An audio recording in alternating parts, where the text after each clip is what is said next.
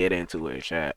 Night 1963, the year he started off in Haddonfield, Illinois. Halloween night 1963, the year John F. Kennedy got sniped. The March on Washington with Martin Luther King and Duke Dennis, and the night an absolute demon was born. Judith Myers. We see Michael at home creeping around the side. When most kids was out trick-or-treating, Michael was watching his sister get freaky. Lil bro is clearly sick, and that's when his sister boyfriend tells her to let's go upstairs. And when I tell you Michael just went around the side of the house and walked inside and the nigga was already leaving, bro really got his 2 strokes. But being a 2-pump chump saved his life. Don't feel bad, lil bro. And that's when Michael walks upstairs. Shit took mad long, not gonna lie. 50 years later and bro still walks the same as he did when he was 6. Now that's consistency. King said could relate because he's consistently dropping ass. He walks in and picks up the mask her boyfriend was wearing earlier and walks over to her. And lil bro starts unloading a clip in her, stabbing her repeatedly, leaving his sister looking like Victor's ass. And then he just walks out the house. I know she's sick right now watching a kill cam like, what he say fuck me for? His parents pull up and his dad just snatches the mask off his face and he's just standing there unfazed. In mind, body, and spirit, he's a demon now. It can't be a coincidence that Diddy was born a few years after this. Coincidence? I think not. Niggas out here trading the evil secret formula and his parents just looking at him like, bro, you don't see that Eddie Murphy gap size knife he got? This shit is like every anime protagonist. Straight bad parenting. After Michael greased his sister in the worst way, we fast forward to Smith Groves, Illinois,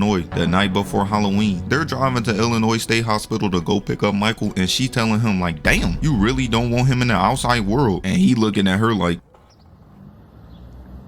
man, what the fuck is you talking about? What the fuck was that? I'm sorry, because he's been face to face with that demon before. Bro even decided at the age of 13 he had to go because when they pull up they see Fousey Tube and a bunch of patients walking around, and this can only mean one thing, that everybody in that hole is requesting Billie Jean up next. They pull up to the gate and he gets out, and that's when Michael starts crawling on top of the car, and her Floyd Mayweather type brain cells decides, let's just roll the windows down so I can get a better look.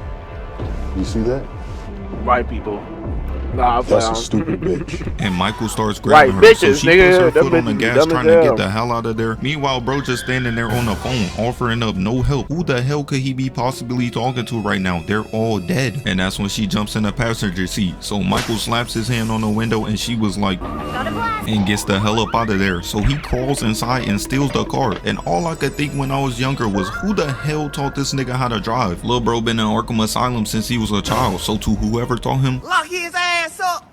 Lock his ass up. Bro was definitely in on it. After this, we cut to Lori Strode, and ironically, her parents are the new owners of the old Myers place. She's a way better child than me. Knowing what he did now, there is no way in hell I'm going there. She drops off the keys, and when she's walking away, Michael appears in the background staring outside. And at that moment, he decided that he was gonna start an eternal beef with her. And as Lil Bro leaves and she starts walking away, he appears behind her, breathing hard as hell. You don't hear this big ass man behind you? I be turning around quick as hell whenever somebody's behind me. Diddy's in jail and I'm still paranoid. Can't get caught like in that 5 Nights at Diddy's. After this, we fast forward to a place where you would never catch Floyd Mayweather at because Lori is in class and she looks out the window to see a straight demon looking at her from across the street, and she puts her head down thinking, oh, maybe I'm just seeing things, and looks back up, but he's still standing there staring dead at her. And this is why I'm happy to be a fellow non-swimmer, because I would have been in that hole like,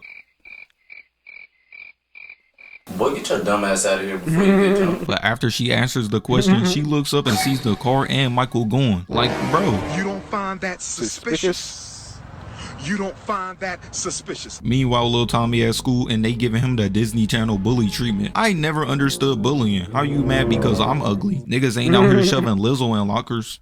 Oh wait, and that's when one of the kids bullying Tommy runs into Michael. Lil bro just dodged death by a literal hair. After this, Michael starts moving like Diddy, following after this pubescent boy, realizing he not even worth it for real, and then he drives off. If Michael knew how spicy he was talking in Halloween Kills, he would have been going that night. Meanwhile, Dr. Loomis is on the side of the road on the phone when he sees out the corner of his eye an abandoned truck and Michael's hospital gown. And as the camera pans, we can see that Mike done greased the mechanic in 4K. And not only that, bro done took his fit. Michael was the original YN me in. After I heard he escaped, I would have been out of Haddonfield that second. But it seems like everybody in this town unaware. Dr. Loomis got Forrest Gump tendencies. Bro was trying to keep it on the low. Now look, y'all all about to die. Because we cut to Lori and her friends walking home from school. And while her friend lungs are getting more and more relatable to Akon by the second, Michael comes through in the same car and Lori's like, I know that ain't who I think it is. Her friend yells out that speed kills. Bitch must have never heard of Dominic Toretto, and he stomps on her brakes. And she was like, damn, bro ain't never heard of a joke. She out here playing with all of their lives. The type of friend you cannot be around for too long. Nah.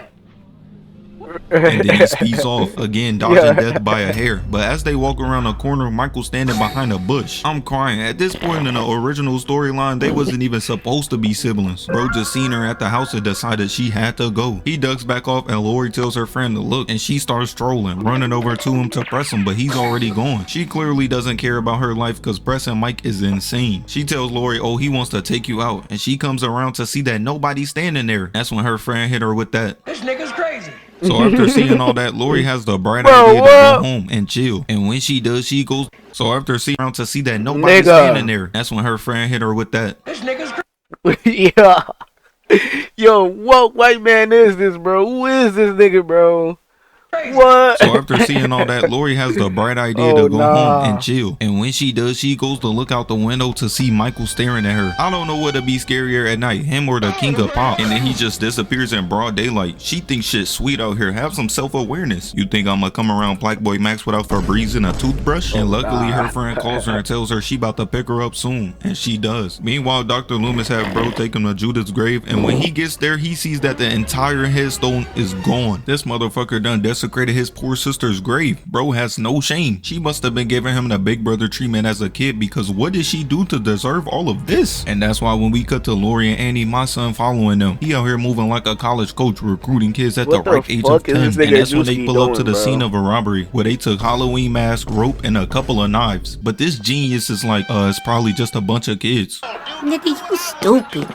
Little did bro know that was gonna be the last time he seen his daughter. Should have been thinking more clearly. Now she did. And then they dip out. Dr. Loomis walks up to the sheriff and tells him he has some important information to tell him. And this part really had me crying, because although Mike is an evil serial killer, a bad driver he is not. Because while Dr. Loomis is displaying his Stevie Wonder type awareness, Michael in the back driving 10 and 2 and looking both ways. A serial killer only obeying the laws of traffic. Bro, nigga. That shit should have raised up some suspicion. It's crazy, but Michael follows them all the way to their babysitter's house. But he doesn't want Lori yet. He's gonna save her for later. Walking up to that house, Annie's babysitting, and she's walking right in front of him. Look, bro, the cover of Halloween isn't stopping me from seeing this man. They treating this nigga like he Casper the Friendly Ghost. Bro. Don't you know that I can see you? Meanwhile, all of this is happening, Loomis is back at the Myers house. Bro was really sitting there thinking he was gonna come back. They just handing out PhDs to anybody. But Mike is a man on a mission, watching Annie get undressed. Bro been locked up since he was 6 years old. He must be trying to see something. And while he's back there creeping, the dog walks up and he does the most diabolical shit ever. Not the dog.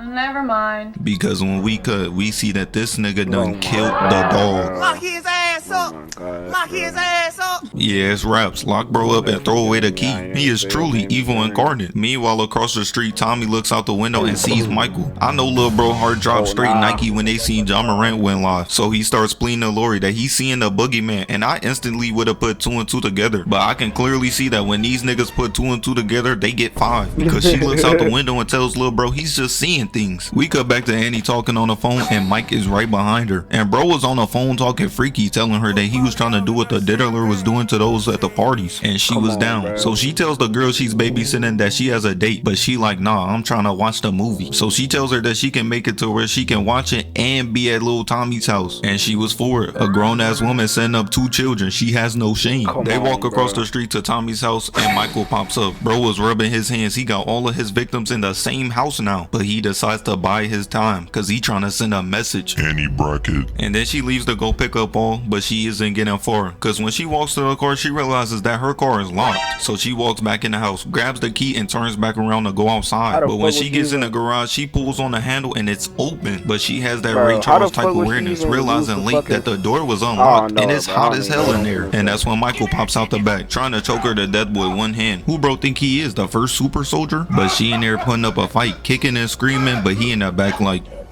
One hand is crazy, bro. Whipping out the secondary Bro, all it straight takes is OJ, for and 5 he shots cuts to her get this throat, nigga doing going, to her bro. what happens when you get a French Montana feature, killing her instantly, making her fall in the most Looney Tune way possible. We cut back over to Lori, that's a Tommy, villain and who Lindsay, really and Tommy scary. tries It scaring too, Lindsay, nigga. but when he turns around, he see Michael carrying The Andy's second dead hit, body, that nigga and Lil scary Bro as starts shit. screaming that the boogeyman's outside, but Lori hit him with that. How many genders do you think there should be? Like, realistically, ballpark estimation. You said ballpark? Yeah. I mean, you play baseball at a ballpark. You know what I'm saying? No, How you gonna play inside? Might break a window. Straight up gaslighting Lil Bro, and Michael Yo, ain't them standing niggas for at all that RBC are snitching. funny Bro as waited fuck. 40 years for his get back. He is insane. Meanwhile, this is happening. Linda and Bob start talking about how they gonna sneak past Lindsay and how they gonna rip each other clothes off. And then he says this. Then we rip Lindsay's clothes off. And I was like, hold up, I know I'm not tripping. Ain't that the fuck? little girl? This is a sick Negro. I could've went my entire life without hearing What? that. Fuck Michael put this nigga in a supermax prison ASAP. They go in the house running nah. straight to their deaths. And while they on the couch getting freaky, Michael in the back camping. He the type of guy to be like, I'm not even camping for real, but posted up like these. After this spawn camper got done giving her the best 2 strokes of her life, he goes to get her a beer. Keep in mind, these are high schoolers drinking beer and smoking cigarettes. These boys wasn't Bro, making it past 20 like, anyways. What is he doing? Smoking cigarettes While she's in high upstairs school, chilling, bro? R. That Kelly shit- Jr. is I in ain't gonna hell lie, my because he homie gets the elder, beer out that the nigga fridge be- and sees the door opening. He a And right senior there, now, but last year when I was a senior, he was a junior and shit, bro. That nigga be fucking with the cigs. I'm like, bro, ain't no way life could be that hard, bro.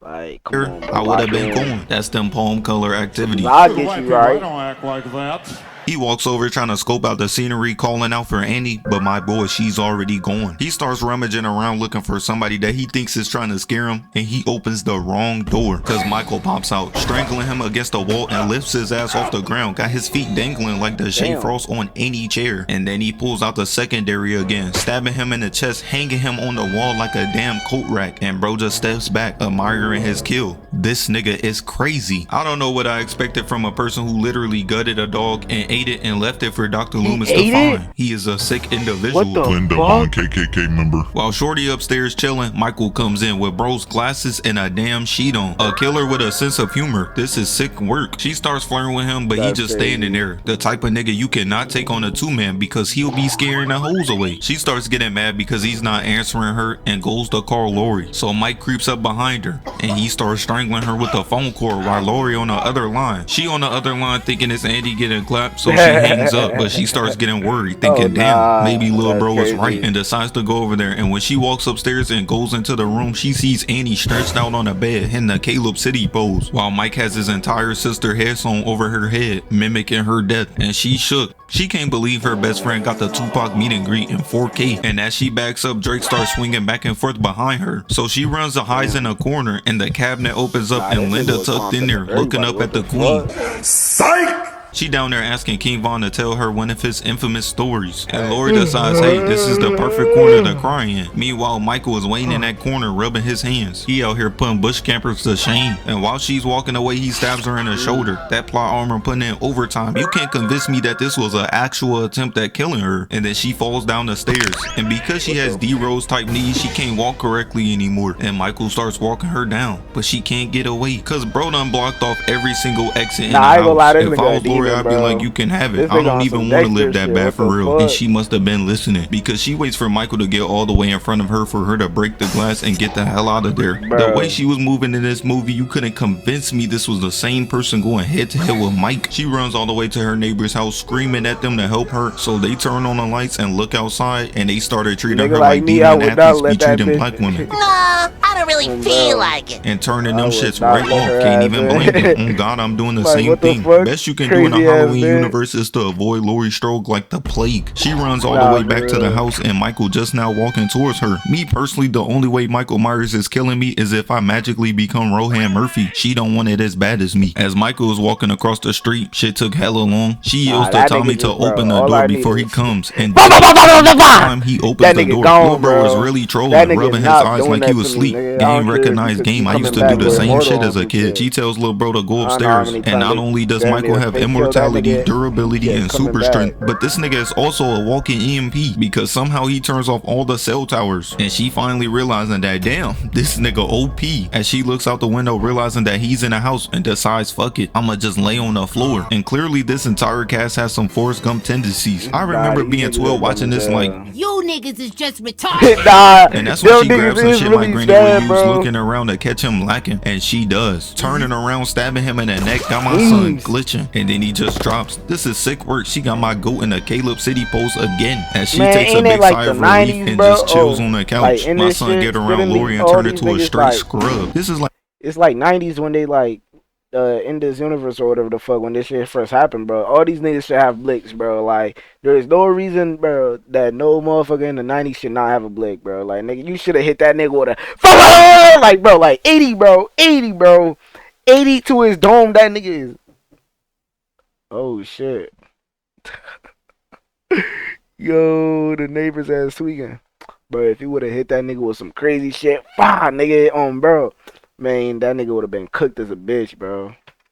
That nigga not coming back, bro. Promise you. Like getting a feature from fucking French Montana. Prepare for that shit to go certified paper plate. Lori goes upstairs to tell Tommy and Lizzie that there's nothing to be scared of because she killed him. And he looking at her type crazy, telling her you can't kill the boogeyman. And Lori looking at little bro like, check him out, y'all. He dick riding. Look, he got the dick all in his mouth. Look. And she turns around to see that little bro was not lying. As she puts them in the bathroom, and while she's scrambling around trying to find a room to hide in, Mike just walking them down. They had to nerf bro somehow. He got immortality, durability, and super strength. They had to give him raw wave type speed too. And that's when she hides in a closet, tying a rope around the doorknob like that's gonna keep him out. Is everybody in this universe suffering from Shamar type tendencies? He walks in the room and walks straight to the closet. Fuck, they give him echolocation too, and he punches his hand through, and Lori decides it's the perfect time to make him more and more relatable to Fetty Wap, grabbing a hanger, making a knife out of it, and while he looking around in a closet, poking him in the eye. So he drops the knife, and she picks it up, stabbing him in the chest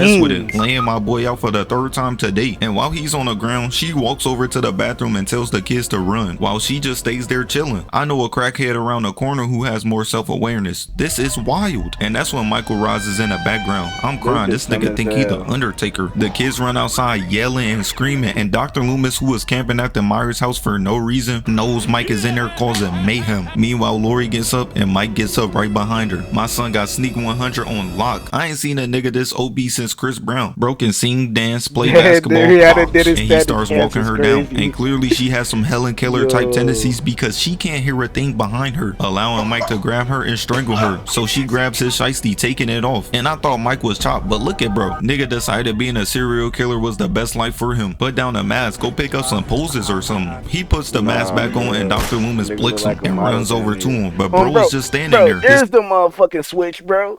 Where was this shit from the store? Y'all should have been hit that nigga with the theme, nigga. Like, bro, what? Bro, nigga like Michael Myers not playing with a nigga. This is a like, scary sight. Somebody help him, please. And that's when Dr. Loomis dumps 5 shots into Michael, making him hit this Looney Tune ass fall onto the ground as it appears he's dead. But that's too easy, because after Dr. Loomis checks on Lori, he goes back outside to see that this nigga Michael is gone. That shit crazy. Yeah, mortal or not, that nigga not coming back for me though. His ass gonna be too scared for the first time on, bro.